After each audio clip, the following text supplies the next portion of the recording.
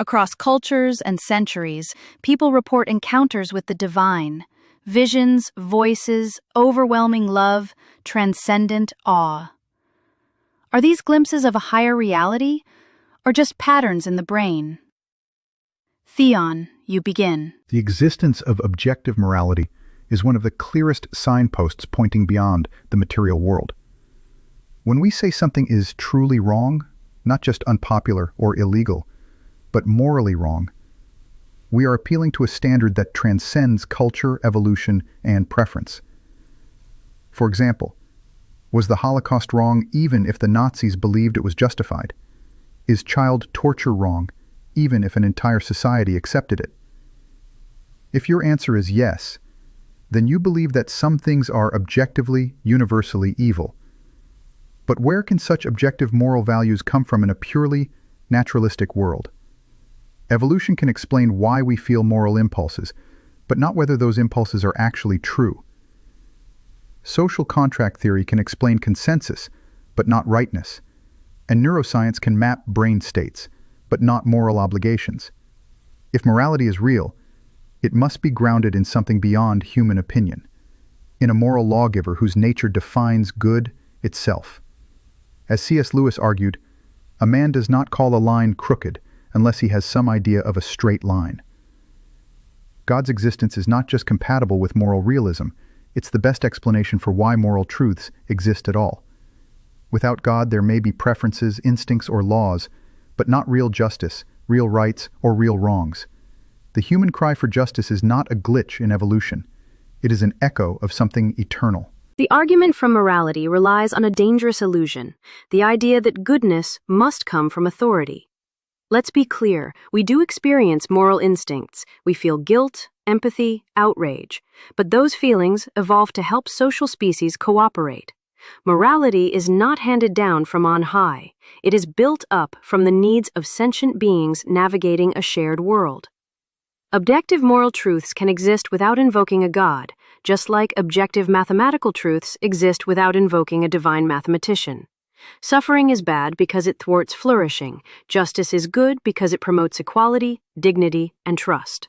We can build a secular moral framework grounded in well-being, reciprocity, and reason. Sam Harris calls this the moral landscape, where some ways of living objectively lead to more human flourishing than others. And invoking God introduces serious problems. Whose God defines morality? What about divine commands that endorse genocide, slavery, or misogyny in Scripture?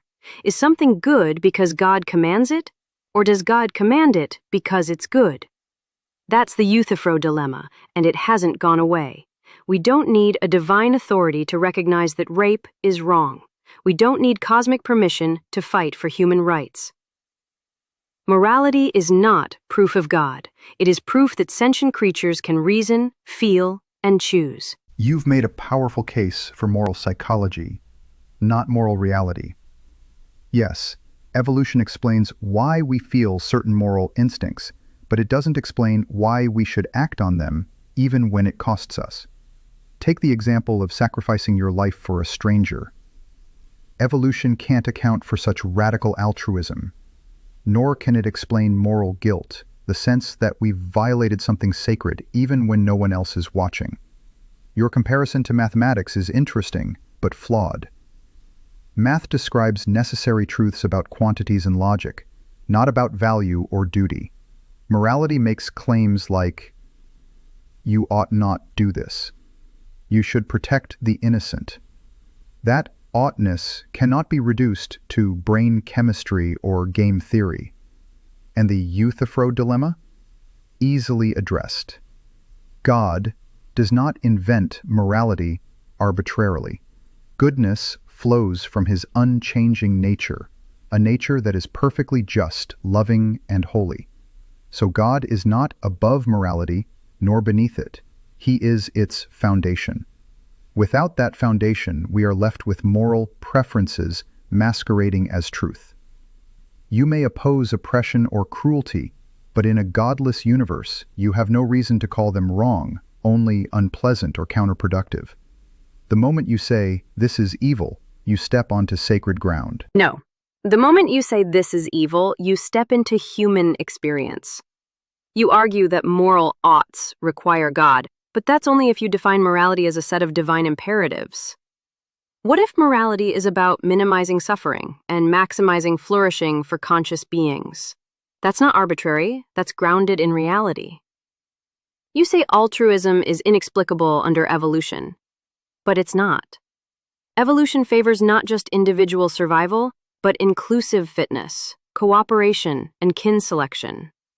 Group survival improves when individuals sacrifice for others. And guilt? It's a social mechanism.